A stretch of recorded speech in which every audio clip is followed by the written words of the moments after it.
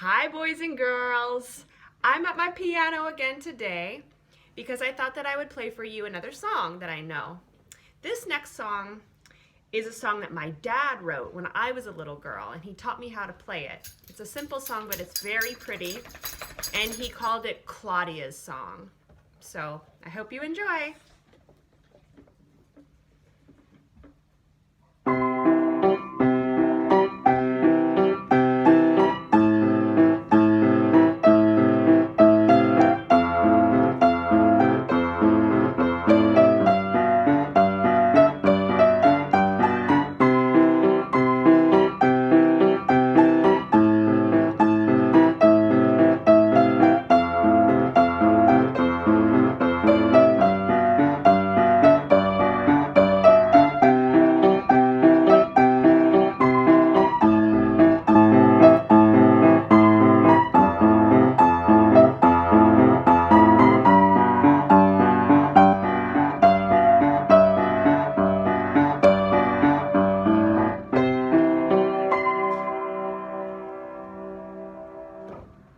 Thanks. How many of you know how to play the piano? It's a really great instrument. In fact, it's probably my favorite. I'm really lucky to have a piano in my house, so I get to just play around and learn new songs. All right, let's go back to our usual place. It's just going to take a second to set up.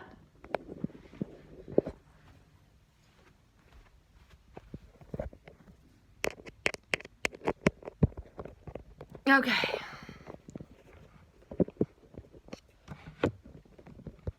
And almost. Uh-oh, having some technical difficulties. There we go. Hi.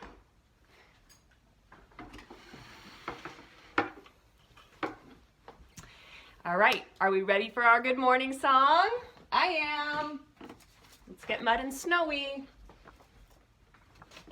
Okay. Today I thought I would show you the first letters of our first names while we sing our good morning song. Everybody has a first letter of their first name, right? It's the one that begins your name. Here we go. Good morning, Kate. Good morning, Mud. Good morning, Snowy. We're happy to have you here. Good morning, Poppy. Good morning, Sameeth. Good morning, Vivian. We're happy to have you here. Good morning, Kai. Good morning, Jackson. Good morning, Hadley. We're happy to have you here. Good morning, Brooke. Good morning, Kate. Good morning, Maggie. We're happy to have you here. Good morning, Sujay. Good morning, Thaddeus. Good morning, Stella. We're happy to have you here. Good morning, Samantha. Good morning, Abraham. Good morning, Gwen. We're happy to have you here. Good morning, Sayan. Good morning, Usman. Good morning, Hannah. We're happy to have you here. Good morning, Noah. Good morning, Debbie. Good morning, Gina. We're happy to have you here. Good morning, Zay. Good morning, everyone. Good morning, everyone. We're happy to have you here. Boy, I noticed a lot of us have S as our first letter of our names. I think there was about 5 or 6 of us. And that's one of our letters of the week that we're studying, of the month, R and S. S is a very fun letter. I like how it wiggles around. It looks kind of like a snake. So that was fun. So we're going to say we have 25 friends. And remember how we write 25? I actually have my whiteboard today and my marker. 25 is a 2 and a 5, right? That's right. And the 5 kind of looks like an S a little bit. That's pretty cool. Well, I got a very nice letter in the mail from a friend, so I'm gonna go and show you. So Mud and Snowy are gonna sit here and entertain you while I go. All right, Mud, why don't you tell them a story?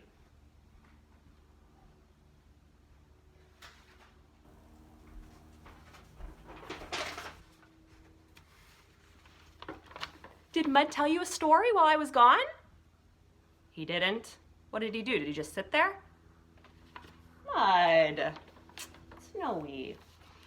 I got a wonderful drawing from Kate in the mail, and I wanted to share it with you, and I wanted to say thank you, Kate. I really loved getting your special drawing. Thank you so much.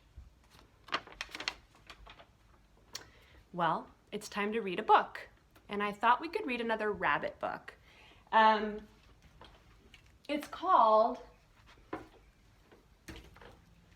The Whispering Rabbit. Oh, it's by Margaret Wise Brown again. I believe we just read a book by her. And it's illustrated by Cindy Sezikers. The Whispering Rabbit. Once there was a very sleepy little rabbit who began to yawn. He yawned and yawned and yawned and yawned. He opened his little rabbit mouth so wide when he yawned until you could see his white front teeth and his little round pink mouth. And he yawned and yawned and yawned until suddenly a bee flew into his mouth and he swallowed the bee. Oh no. Hoot, hoot, said a big round owl. Always keep your paw in front of your mouth when you yawn, hooted the owl. Rabbits never do that, said the sleepy little rabbit. Silly rabbits, said the owl, and he flew away. The little rabbit wanted to call after the owl. He opened his mouth to speak, but the bumblebee was curled up asleep in his throat, and the little rabbit, all he could do was whisper.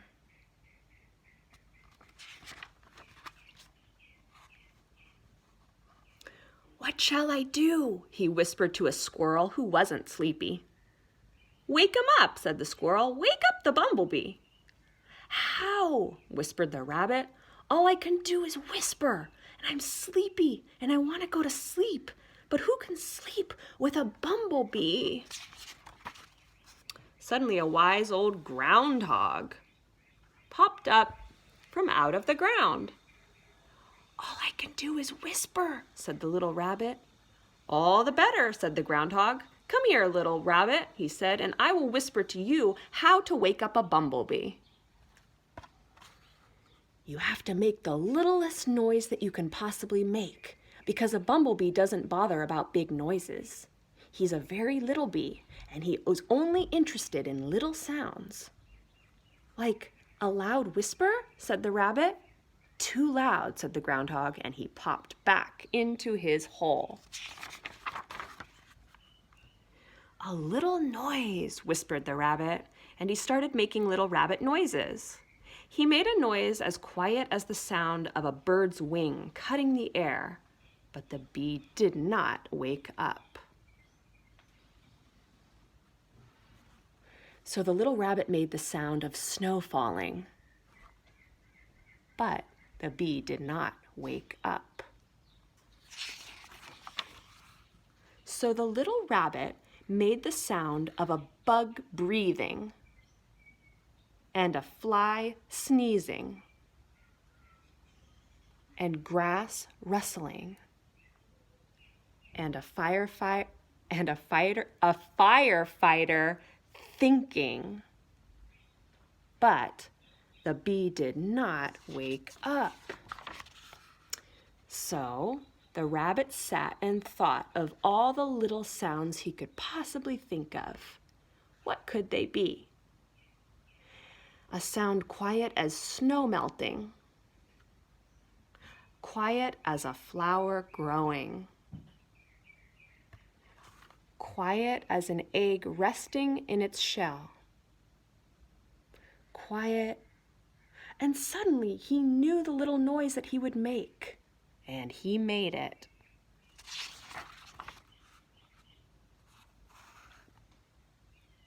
It was like a little click made hundreds of miles away by a bumblebee in an apple tree in full bloom on a mountaintop.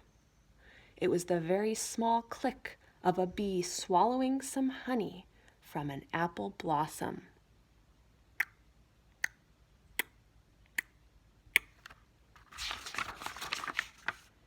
And at that, the bee woke up. He thought he was missing something, so he flew away.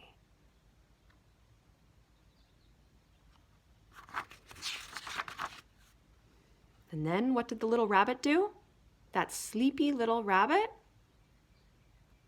He closed his mouth, he closed his eyes, he closed his ears, and he tucked in his paws. He twitched his nose, and he went sound asleep. The end. I'm sorry that there's so many crayons all over the book. Somebody drew in the book. Hope it wasn't mud. That was a really sweet one. What's the quietest sound that you can make? What's the quietest sound that you can think of? Spiders make very, very quiet sounds. So much so that you can't even hear, right? So I think the next song we should sing today is the Itsy Bitsy Spider. What do you think? Mia, do you want to sing the song with us? Oh, sure. Mia's going to join us for our song. What is Mud and Snowy doing with these sunglasses on? All right, now let's all get our hands ready for our Itsy Bitsy Spider song. You ready? Okay. The itsy bitsy spider went up the water spout. Down came the rain and washed the spider out. Out came the sun and dried up all the rain. And the itsy bitsy spider went up the spout again. Good job! Thanks, Mia.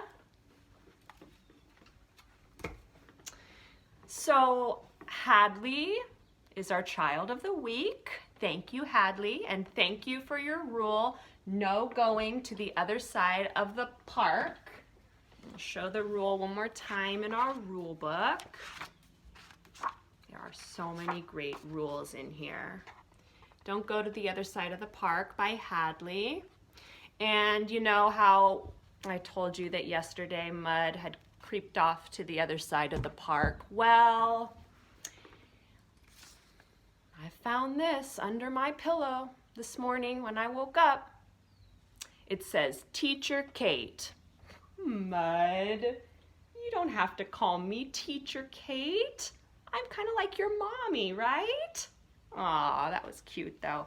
He wrote Teacher Kate. So I got so excited and I opened it up and it says, I sorry for going to the big park without asking you. Love, Mud.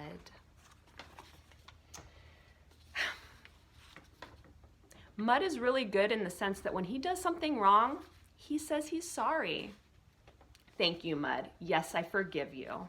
And I love you very much. Now remember, next time you want to go to the big side, you have to ask. But remember, he's enjoying playing with his little playground with Snowy. Right, Snowy? Yeah.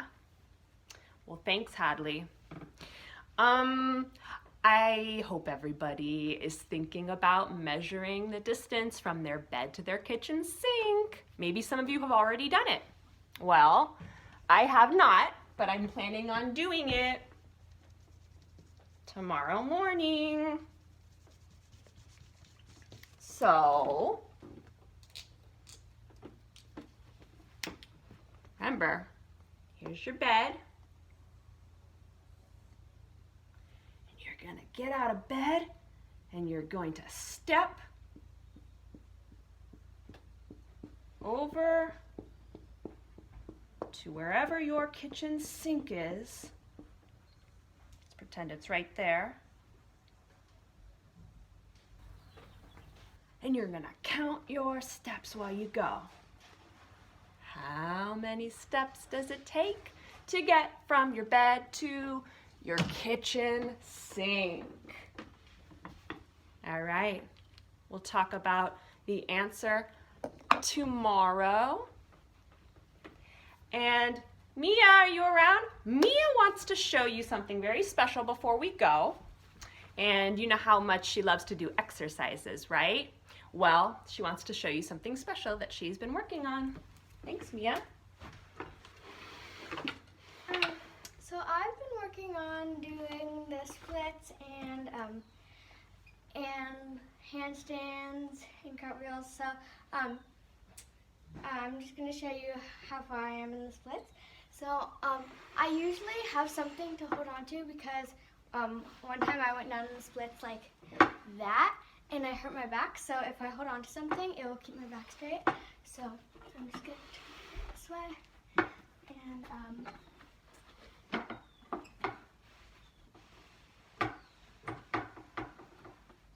I got down really far last night, but usually,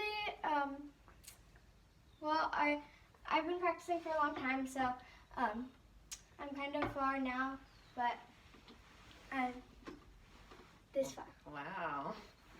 Thank you, Mia. That's so great. Now that's something that I can't do. I really can't. But I bet if I wanted to, I would just have to practice and practice a little bit each day. That was really good. All right, guys, see you tomorrow. Bye.